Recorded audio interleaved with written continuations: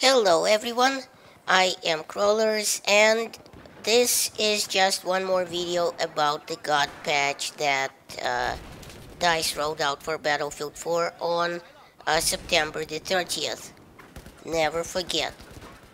Well, there have been a ton of changes that this patch introduced to the game, just about to everything. All weapons saw a tweak, rush game mode, and so on. Obliteration, HUD, netcode, so-called netcode, and while some changes like the high frequency network update were kind of publicized a lot, some other changes kind of snuck in under the radar, so to speak, and were not as obvious, to the naked eye at least. Not to my vodka-soaked Russian vision, of course. So, here's some changes that weren't as obvious as it seems. The slams saw yet another nerf that you probably heard of. Now the standard 3 won't be enough to kill a tank. It will have to be finished off with a repair tool or an RPG rocket. The defensive perk spotting icon is something they've added. Now if you spot an enemy with the defensive perk, you will see a small shield icon above their heads. The smoke and the flashbang grenades got a bit of a visual buff. The smoke is thicker and kind of wider, and so is the flashbang. It kind of is kind of brighter, and also it affects your HUD when you get flashbang. It's also quite a lot harder to spot people through the smoke. Some weapons changes that were snuck in were, well, there were too many, so I won't actually list all the weapons that they changed, because they changed just about all of them. Most notably the suppressed muzzle velocities, for which you can go ahead and check out my previous video on this patch. One that goes into slightly more detail. But here I will mention only the weapons that were nerfed and not buffed. So, whenever the weapons were slightly nerfed, I will mention them. The Bulldog saw a reduction to its vertical recoil, but also saw an increase to its horizontal recoil, and its first shot multiplier went up, which is already kind of big, so it's probably nothing good. The QBZ951 saw an increase to its spread, which is ironic because this weapon already isn't that good with its slow muzzle velocity, as is the case with kind of all the Chinese rifles. The AK-12 saw an increase to its vertical recoil. The G36C saw an increase to its vertical recoil and its first shot multiplier, which, I mean, you have to wonder, the weapon wasn't that great of a weapon to begin with, so what's DICE thinking here, nerfing all these things to the G36C? The Ace-52 CQB saw an increase to its horizontal recoil. Well, we all know the Ace-52 is kind of a beast, so it was probably obvious that it would be nerfed. The AWS machine gun saw an increase to its spread. The MPX saw a horizontal recoil increase. The SR2 saw an increase to its spread. The Gold sniper rifle saw a slight reduction to its rate of fire. The Deagle saw a reduction to its minimum damage, its velocity, its muzzle velocity, and also had an increase to its horizontal recoil and minimum spread when aiming down sight. Some other patch stealth changes that were included can be described as follows. They added the field of view customization slider, not only for the on-foot action as a soldier, but separately a separate slider for the vehicles. The DMR sound, that annoying whip crack, was fixed. I guess they replaced the sound file. The medic triage icons are epically awesome, and I bet you've already heard this. And they've also, added the beep where the pedals are charged to 100%. Some rush maps, rush locations, and vehicles were tweaked. Obliteration was given a good kick in the jabos. Also, the classic mode was added to the server browser, which is just about as close to Battlefield 2 as you can get. Now, what is the classic mode for those that haven't played Battlefield 2? Well, the classic mode is kind of a lot harder. It doesn't come with all the bells and whistles that the vanilla game comes with, so no health regeneration. Once you get hit, you will basically have to rely on the grace of your teammates to throw down a medkit. Ditto for the vehicles. You know, once you get hit in a chopper or a tank, you have to land it and, or in case of a tank, get out of it and repair it, or, you know, go down with the ship, basically. Checkmate.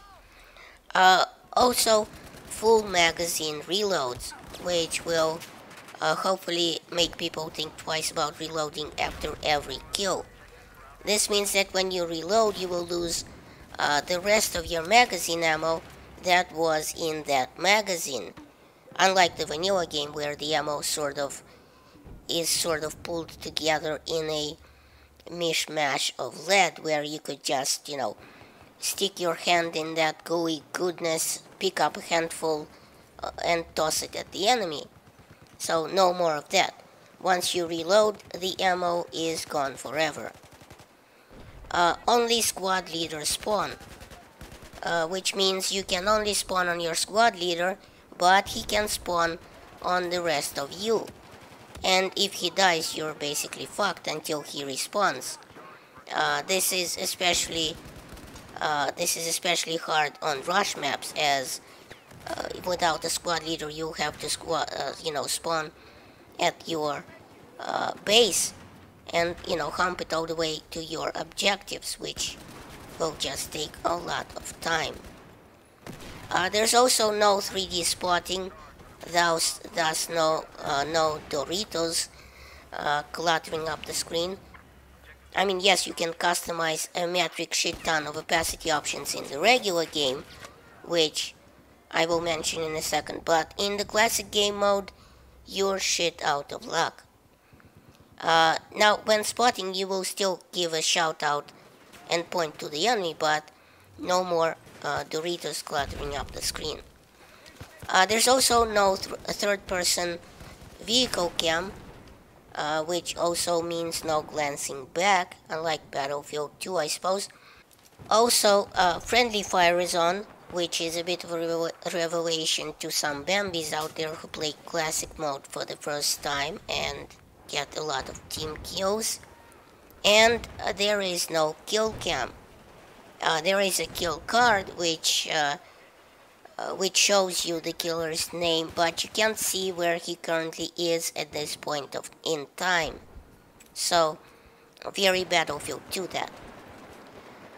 The shit ton of options to customize your HUD, as I've said, your HUD icon scale and transparency overlay in advanced options are that, well, you can basically set your own inventory, vehicle HUD, set kill feed transparency, or turn it off entirely, map scale, icon scaling with map, or, you know, just regular size, scaling of icons with distance, all sorts of transparency options.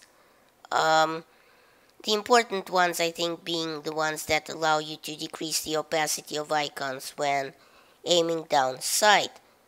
Obviously, this is highly individual, so, you know, you set these things as you want them, but all I'm saying is that maybe the declutter when ADSing is important. Also, X Factor did a great video on, just the overall jump point you can use to set your HUD, and then maybe customize it to your liking. The new hit markers are, well, they're pretty cool, and they kind of appear more thick as you do more damage to an enemy. Let's say headshot versus a shot to the nuts. But in the new CTE build, which I believe wasn't included in the 930 patch, they even allow you to customize the opacity and the size of the hit marker. So, you can set the opacity to as much as you want, or its thickness to as much as you want, pardon the pun. Or in fact, you can set the opacity to 0 and have no hit marker show up at all. But this isn't included in this patch, as I said, in the 930 patch. It's now only included in the CTE. Another patch change that was included in the 930 patch was the context-based order giving by pressing Q. Now that allows you to give attack or defend orders just by pressing Q if it is set to on. If it's set to off, you will need to hold Q. The jet has an auto throttle function now, which throttles up so you don't have to hold W while flying all the time.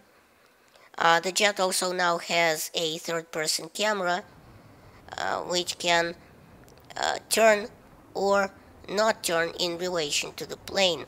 You can set it to, rotate or stay stationary in relation to the plane, like it was in Battlefield 3 or the new style in Battlefield 4. There's also a patch to the plane ceiling that will now send planes into a dive instead of them getting stuck in the jello that is the altitude limit. So, you're likely to see less kills of airplanes that are being stuck in the air. The high caliber machine guns mounted on tanks and AMRAPs got a small buff. Voice callouts from the characters that used to be supremely annoying and gave away your position whenever a character decided to share something from his day, like reloading or taking fire or whatever, you have been nerfed, meaning the character will now do a lot less yelling and talking overall, and not giving away his position so much to the enemy, which is a very good change. Now you can also jump over your teammates, as I've just found out, in a sort of voting animation, which I don't think you could have done before. Basically, if you were stuck behind a particularly pig-headed teammate who wouldn't move, you were pretty much buggered. I think I already mentioned this before, but helicopter and jets now affect the trees as wind would, and they sort of bend outward. In CTE, they're also working on another change or tweak which wasn't included in this 930 patch, but it is kind of very nice, and I wonder why it hasn't been included from the beginning. Well, remember when the suicide that registered when your own vehicle ran you over when you were jumping out of a, let's say, a stricken helicopter or a jeep or something like that, only to have it run you over and use suicide? Well, that has been fixed. It no longer registers a suicide if your own vehicle runs you or a teammate over. And they've also fixed this when the enemy gets run over. It was time before it was that the enemy got a kind of a bad luck, you died card, but now it registers as a kill if your vehicle runs over the enemy and you weren't in it. So no more diced sort of suicide cards as it were before. But this is all This last change is only taking effect in the CTE build as of yet, and wasn't included in the 930 patch. So I guess that's it for the stealth changes. Thanks for watching. Please rate and share this video as it helps my channel grow. Check out my other videos at the end of this one. And remember, in Soviet Russia, YouTube subscribes you.